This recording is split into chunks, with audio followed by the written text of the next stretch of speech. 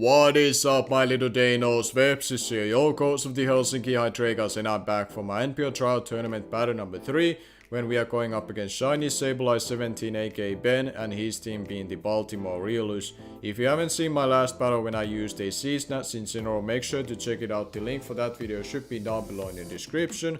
And the question of the day will be, what is your favorite Eviolite mons to use in a draft league format and why? And our opponent is sitting at 0-1 and -2, where we are sitting at 2-0 and +12. So we are in a little bit different scenarios in that sense that how the tournament has gone for us so far. But it's a very important game for both of us to be able to win, to give us as best chance as possible to make to the next round, which is obviously the goal for both of us going into this game and throughout this tournament. So let's go through that my opponent actually has drafted and what I had to prepare for. And Ben has drafted Celesteela, Terrakia, which is one of his sea captains, Mega Gardevoir, Gudra, Alamomola, Umbria, and Salazzo, which is his second and final sea captain, Snorlax, Gligar, Gothorita, Tangela, and Lantern. So that is his draft. And going into this matchup and seeing from his draft itself, which is basically the easiest to know from, is that it's very bulky draft with good synergy, with couple of very threatening offensive mods, especially versus my team like Terrakia, especially with sea captaincy. Mega Gardevoir is a huge threat, and then he has a couple of other threats that you have to always prepare for, whatever set they are going to be, like Celesteela, Snorlax, Gudra, and Salazzo, for example, kind of feels into that build what I mean by it. And then something which I can really take advantage of is his Fat Core with the mod you're gonna be seeing on the screen, which is gonna be my ways to abuse and break through them. And also the fact that he only has 2 Stealth Rock setters and therefore only hazard setters in total in Terrakion and Gligar. And Gligar being his only hazard remover, I feel like that's gonna hinder his team building a lot, and it's gonna pressure him to build specifically versus my team, potentially what he could probably expect me to try to do versus him. But now let's go through what I'm gonna be having versus him and what kind of team I build it and why. And we are gonna be starting out with hopefully the star of the show to break through his fat mods, which is gonna be our Heracross with Flame Mob God set, with Close Combat, Facade, Knockoff, and Sword Dance, Adamant Nature with enough attack investment to make sure Gligar after Eviolite is being knocked off will be 2-hit KO by Facade. Knockoff is there to remove the Eviolite on Gligar as well as the items on the other things that do carry a item, barring a C-move or Mega Crystal. And then we have Close Combat as main stab to click and hit everything else as hard as possible. And then we have Sword Dash just in case we need the extra power to break through things, we have the option there. Enough speed to outspeed Gudra, barring it being plus speed, nature, or choice scarf. And that's basically what I need to go through about the Heracross, barring also the fact that it has 9 ending number on HP to make sure we take least amount of recoil from Flame Mob and burn recoil. And the next mod what we are gonna be bringing is gonna be Yuxi.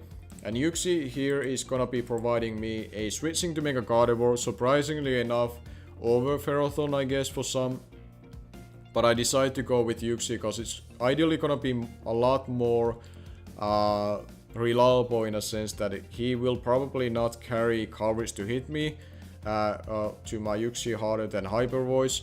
And due to the fact that I feel like it's very obvious that Ferrothorn could potentially come with a Okaberry, I feel like Yuxi is gonna provide me a lot more reliable way to do it.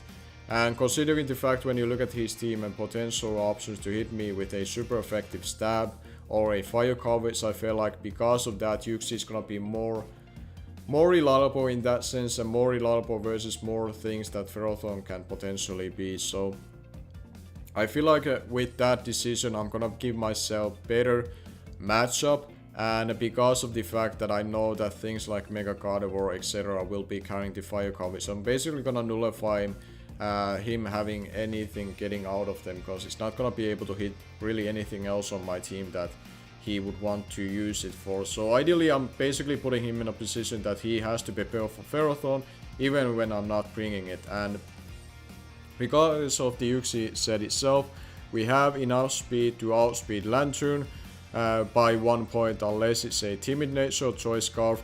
It's not really important for Yuxi itself more than just to scout if we are able to do that with this speed tier mod, because you're gonna be noticing that next 2 mods we're gonna be having the same speed tier, and it's more important to them. So it's kind of like giving me information throughout the game if possible. Iron Tail to hit the Mega Gardevoir as hard as possible, even without attack investment. We should be able to 2-hit KO it, barring it having bulk investment on HP or defense. Knockout just to get rid of items. You're gonna be noticing that's gonna be the trend of the team, to get rid of as many items as possible as quickly as possible from his mods. And then we have U-turn for the momentum and basically providing us maximum bulk on HP and speed F wise what I needed it for. Then the next mod of our team will be Gliscor, and Gliscor is here basically providing me the best possible way to deal with Terrakion defensively wise, and with the C move most likely being Arachnium C. So that's why we have as much defense investment plus the protect to hopefully burn out the C move on the right turn when we predict it to come and when he's basically forced to go for it. Then we have Earthquake for stab, Taunt to shut down slower things that we are able to basically nullify that what they can do and make them a lot less effective versus us.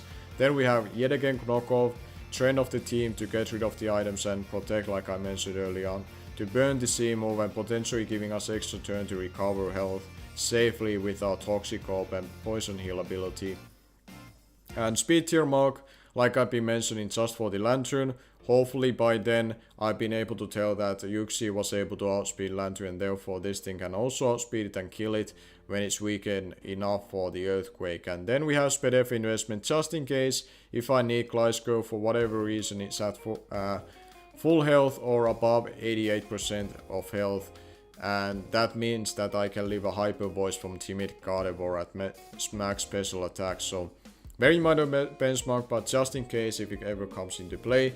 Then we have Incineroar. Incineroar is gonna be here with a Assault Vest with same speed tier mark like I've been mentioning. This is the last one with the same speed tier mark, but the three mods back to back had the benchmark to outspeed the Lantern and hopefully pop them off, at least for Gliscor's and Incineroar's case with the Earthquake, U-turn for momentum, and then Dual Stab with Knockoff to yet again remove the items whenever I'm able to, and Fire Punch with the attack investment should be a 2-hit KO on the Mega Gardevoir unless it has yet again more bulk investment that I calced for, which was the basic standard set. Not that I really expect him to be the standard set, he probably will be a little bit more funkier, but because it's very hard for me to tell what kind of bulk investment he wants to have, I decided that this will be good enough, and it's more important for me to guarantee that I get as many hits off and live hits as long as possible,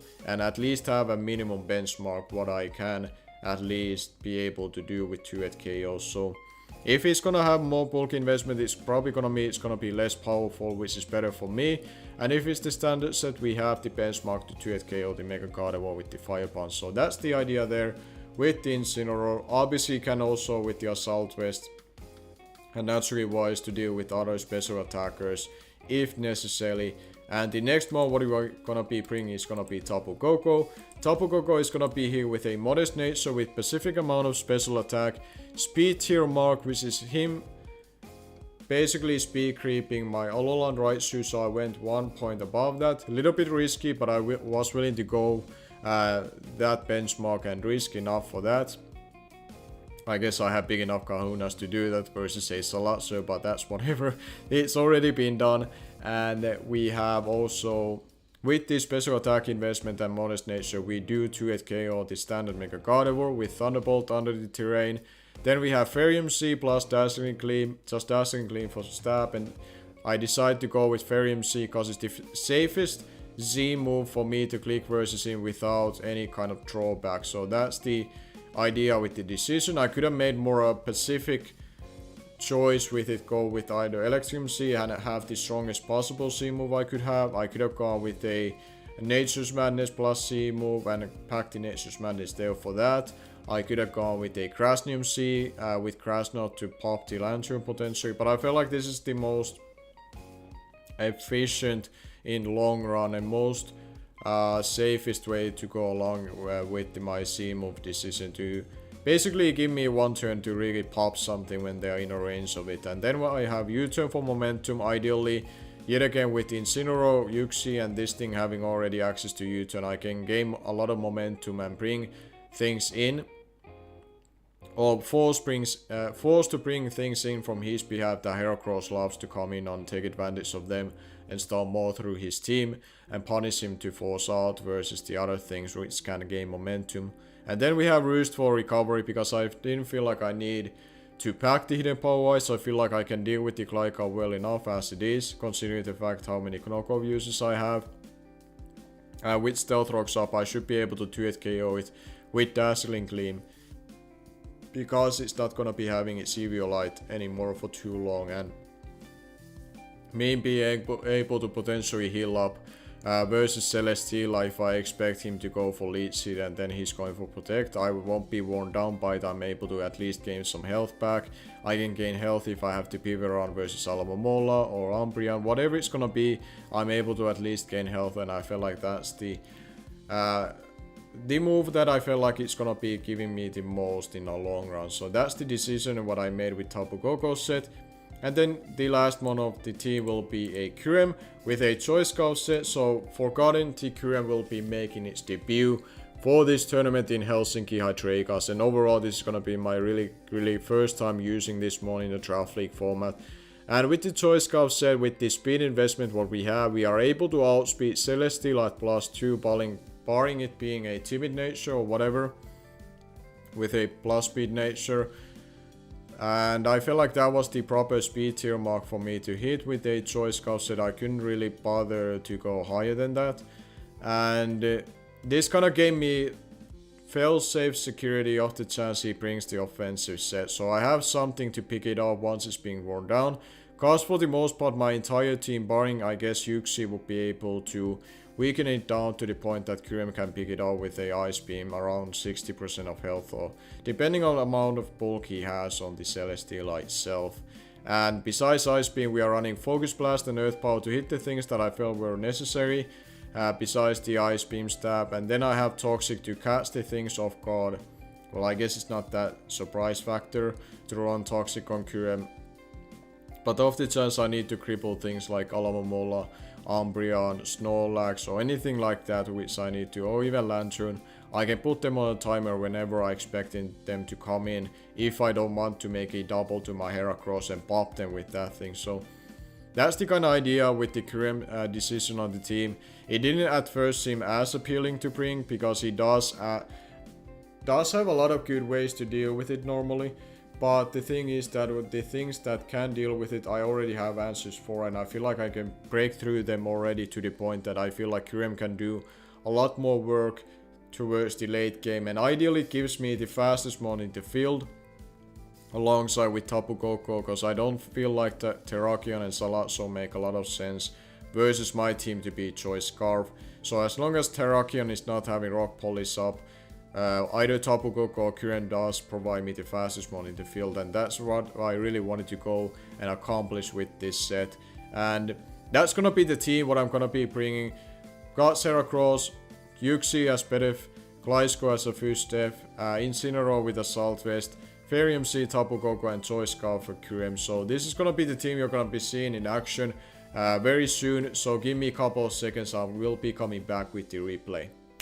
Alright, we are back with the replay. We're gonna be seeing that my opponent decided to bring Mega Gardevoir, Terrakion, Gligar, Lantern, Snorlax and Goodra. So, based on what he brought, not many surprises there, if not any. First foremost, I definitely expect him to be forced to be brought, because they made a lot of sense offensively and defensively wise.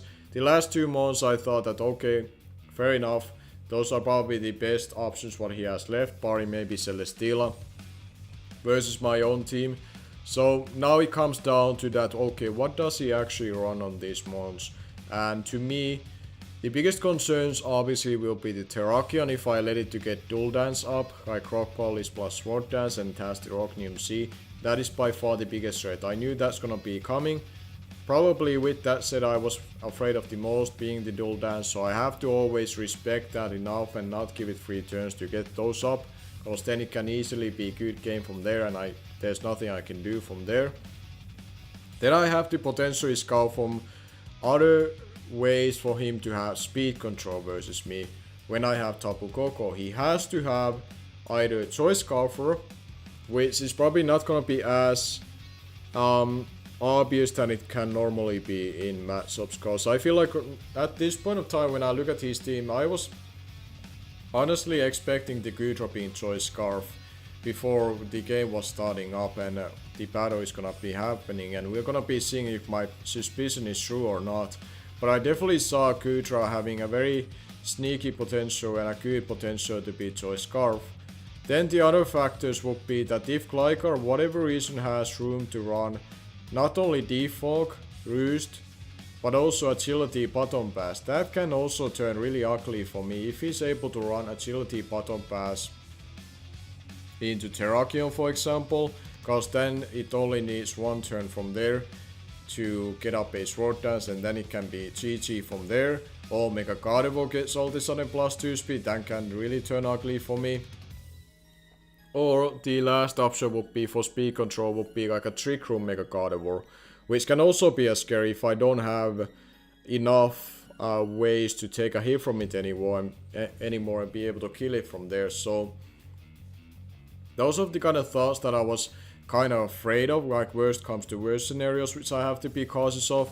And when it came down to that, okay, how do I see myself winning this game? It's basically how I designed this team is that I need to Heracross to break through his fat walls, and then I hopefully am able to from there either pick off the rest of the team with Tapu Koko with its speed tier versus his team, or alongside that, or besides it, if Koko is not able to be there for me for the late game, hopefully the Choice Scarf QM can do that for me. So that's kind of the thoughts on there that how I was seeing this as the battle was happening, and how I saw myself winning and how I can avoid him winning versus me. So I'm gonna be leading off with my Yuxi here, as we are gonna be seeing that he's gonna be leading with his Goodra, and I'm gonna be saying immediately that I'm gonna be actually prioritizing going for the knockoff first, because I want to intensify this Goodra, and then hopefully on the following turn I have room for going for the Stealth Rocks instead of going it for right now. And I'm gonna be able to outspeed it, immediately telling that okay, this is a bulkier set, and he's gonna be revealing to have Expert Belt on it and GUI ability as well. And he went for the Ice Beam, revealing that he has some special attack investment but not max special attack. And because we are so specially bulky and a Yuxi, we take it quite well. And then on turn 2 I'm gonna be able to get freely my Stealth Rocks, as he went to his Mega Gardevoir, and here I was like, okay, well, I'm just gonna click my Iron Tail. This is my main counter to this money itself already, so it just works out for me that he brought it in versus this thing. But then he makes a scouting play, I would assume, going to Lantern to scout, I guess, Iron Tail or a potential Thunder Wave if he was afraid of that. So both of them could have made sense in that regard. And now, based on that, I'm gonna be going for the U-turn, and because I'm actually -1 speed, I'm not able to get the information that I was looking for. But it works out for me, because he forgot about, I guess, the speed drop as well, because otherwise I don't see why he actually revealed his tech with Soak on Yuxi when I can potentially U-turn out, because now I get a free turn into my Heracross, and this is kind of like, okay, now I'm in a great position. How do I go from here? And my initial thought was what I always already thought throughout the team building, that okay, if I see the Gligar being there, which again I was expecting it to be, brought into this game, most scenarios I will probably click knockoff versus whatever is in front of me, as long as it's not punishing me and he's able to lift the hit what is in front of me and able to retaliate back and kill my Heracross. So if I'm able to play safely what is in front of me and click the knockoff and most likely demand a kill with it, or I'm able to hit the Gligar coming in with the knockoff, both scenarios should work out for me. The other scenario, which I also thought that should I click close combat first, off the chance Ben does make the play going to Terrakion, but I was like, there's no way he would do that. There's no way he would be doing that, because to me the Terrakion is the best mod what he has versus my team, and it doesn't make sense for him to risk it already this early on in the game versus a Heracross, when I feel like if it's a dual dance, then that's his winning condition. But you're gonna see that my opponent happens to have probably the biggest Kahunas I have had to face versus a Draft League player for quite a bit, cause he went to his Terrakion, and props on him making this play. But I'm gonna come back to this and about his Glycaset once we know about it a little bit better, why it also made sense that he made this play, besides getting the +1 boost and have the Pass of Steel, lacking a better term I guess, besides the big Kahuna play. Going into the Terrakion, and I'm like, I'm in a pretty tough spot now, and I still couldn't believe that he made that play. But again, I'm gonna come back to it once we know about the Glycaset a little bit more, why it actually makes sense that he did not want it to get knocked off. But now, focusing on what's happening right now, I have to make a play into Gliscor. I have to respect the fact that if he goes for another setup move, I have to bring Gliscor in right now and prevent it to be able to do too much else towards me. And also make sure that I don't lose to my Heracross already at this point, off the chance he goes for the Rocknium C. Because it definitely would have killed my Heracross, and I cannot afford to lose it. So he went for the substitute, assuming that I would be forced to swap out. So yet again, he's making two really good plays back to back. But I'm gonna make my proper play, going for the Earthquake, as he went for the Sword Dance after he was behind a substitute. And now, because I do pack the Protect, I knew that this is my best play, but I feel like, and it's also gonna be his best play for majority of the reasons. Cause one, even if he saw that play coming, it made a lot of sense for him to still get that crippled damage from this Z move on my Gliscor, cause this should put me in a range of dying to Stone Edge, at least on particularly most of the time. I don't think it's even a roll at this point. If it was very minorly in my favor. So for the most of the time, he should be able to pick me off with Stone Edge as long as he connects it. So I thought for a lot of reasons that how I played this Gliscor, I made it the right way, and I feel like he made his right plays too. And in a scenario, the most likely what is gonna happen that as long as he lands it like he does, I lose my Gliscor in a progress, which is kind of a shame that I lose it versus the thing what it was supposed to check. So that tells me how weak I was versus this one on the preview. And on team building, that even my best check what I could find is still not able to live the hit, versus the thing it was able to check. I still leave it in a range that Tapu Koko is able to come in, and basically I'm going for my best move at this point, going for the Dazzling Clean, cause it's able to kill this thing. And off the chance he feels pressure to not be able to swap in anything else, that happens that he does sack the Terrakion, which is perfectly fine for me, because now the biggest threat to me, what I felt like from the team review, was now being dealt with. And now we are evenly 5-5, which I was perfectly fine with that trade. And then he went into his Lantern versus my Koko, which was already out after finishing off his Terrakion. And now he doubled into Gutra, I guess scouting yet again that if I have like a C Grass Knot to hit his Lantern at that point. But I was like, I don't have it, so I'm gonna just click U-turn. So it just actually works out for me even better that he had to make these scouting plays from his point of view. And now I'm able to get my Heracross in. And now he's not able to make any funny business versus my Heracross. I'm like, okay, no more funny business, Ben. Now something is dying, and I'm gonna claim the kill, and you're gonna get punished for it. And I do punish him for losing his Gudra from that point on. He didn't feel like he can risk anything else, which is fair play from his behalf. And now we are sitting at 5-4. But now, after I was able to bring a threat, he's gonna yet again respond, say another threat. And I'm like, well, time to make my best play again. Yuxi, you're meant to take this thing on. And I'm gonna swap into it. And he's gonna yet again make a very solid prediction, knowing that I cannot risk my Heracross. And he's gonna go for the Calm Mind with his Mega Gardevoir. And I'm here like, okay, then you're just...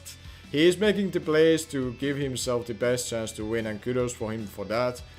But it's okay for me, because now as long as I hit the Iron Tail, as I do, I should be in an okay position, because I should be doing good amount of damage. But I did actually a little bit less amount of damage than I was actually expecting to do, as long as it was a standard spread. But knowing Ben and knowing that most of the Draft League players don't always want to run the standard spread, they will try to find more beneficial IVs in their mind.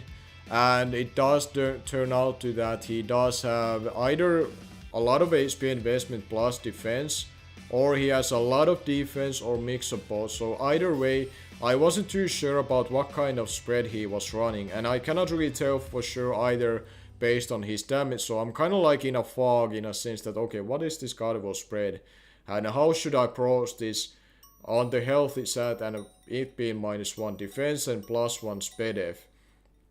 Because now I have to think about how do I actually kill this thing without losing too much resources to it.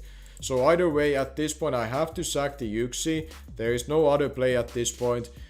And now my concern is that if he has Focus Blast over Hidden Power Fire or over Psychic Stab for whatever reason, it's actually a roll for me living with my Incineroar. It was actually a above 30% chance for my Incineroar with my spread to live a max special attack timid +1 Focus Blast, if that makes any sense, from the carnivore. So because of that, because of my uncertainty about his spread, I decided I'm gonna take my safer route and not lose too much resources again. So my initial place, how I see myself playing, is that I go for the U-turn. Worst comes to worst, he stays in and lives. I sack the Incineroar and we are back again in the same scenario, and then I'm able to pick it off.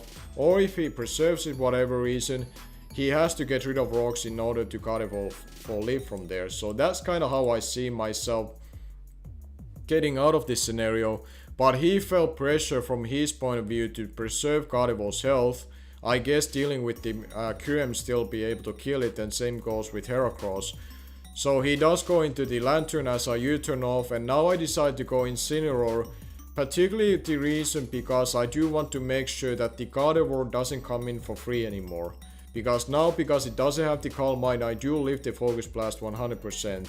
And anything else that would come in like Snorlax and Gligar, I'm perfectly fine with staying in and knock off on the first turn to see what item they have and just get rid of it and go from there.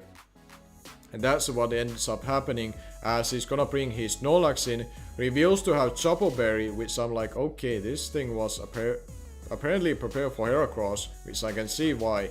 And then he's even more prepared for it, revealing Reflect. I was like, holy shit, this thing was literally meant to live a hit in a clutch moment from a Heracross. But at this point I was like, okay, well, I could try to start playing around with differential, I guess, if I see myself winning this scenario, but I still was playing to save late game.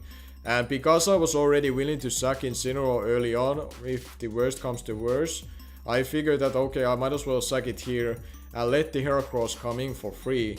Because now the point of health is at plus the Reflect being up. I can still potentially click close combat and kill it, but because he has carnivore in the range of health it is at, it's not actually gonna be able to kill it on the switch if I click close combat. So I went for the Facade of the chance he would have brought Mega Carnivore in, because that would have meant that it would have been able to claim another kill from my point of view. So I could not willing to risk that to happen from my perspective. So he went to his Gligar, and that should not have done that much damage when he had a Reflect up. So I was like, hold on, this thing is not Eviolite. Is this your choice Scarf? And I was sort of like revealed that okay, that's actually okay with me, because I do have my own choice Scarf here with my Kyurem. So I went into that thing. As he U-turned, I knew that whatever comes in, I can pretty much deal with it, because if Snorlax comes in, I know my Coco takes a hit and kills it on the next turn. If he swaps into it, it's gonna be probably getting two-shotted. If the Gardevoir came in, I knew that with Choice Scarf, I hopefully am able to surprise him. Well, it's not a surprise that QM is potentially running Choice Scarf, but I guess at that point he was already that, oh, he knew too late that I was Choice Scarf, and I was able to pick it off. He went to his Snorlax after that. After I was able to kill the Gardevoir with Kyurem, I went to in my Tapu Koko as he went for the Earthquake. I knew I lived the hit, and I didn't need the Coco necessary for the remaining of the 2, and as long as I lived the hit, I knew I could go for the C. I demanded one more kill with it, and here the Glico is the only one left, and assuming that it is the Choice Scarf, I knew that I can go into Kurem. I know I can leave any one hit, and then I can proceed to outspeed it and kill it with the Ice Beam itself. So very good game to ShinySableye, very entertaining game, hopefully for you guys to watch. It certainly was for me to play. I had a lot of fun playing this, considering the fact how well my opponent played, and he literally gave his all, considering his own matchup versus my team. I definitely felt like my team matched it up really well versus him. It just came down to for me to execute it properly and not let him have chance to win, because there's always a chance that the opponent can overcome the bad matchups, and that's different between being a good battler and maybe being an average Draft League battler. And ShinySableye is definitely a very good Draft League battler, and he gave a good fight from him for me. And that's basically gonna be the game. We are gonna be moving to 3-0 and plus 15, which is a very solid position for us, but it's still not secured ourselves a spot for the next round, so I still have work to do, and hopefully you guys enjoy it. Make sure to check out from ShinySableye's channel and check out from his point of view. His team build was definitely interesting, his thought progress and how he played out this game, and I already saw the game, so from his point of view, so it's definitely worth to watch. I definitely have fun watching it, obviously, as a player, to see from his point of view his thought progress, and it's definitely worth for you to watch it as well if you're interested. But besides all that, I'll be coming tomorrow with my next pool game, which is gonna be versus Excellent Name. So until then, I'll be see you guys later.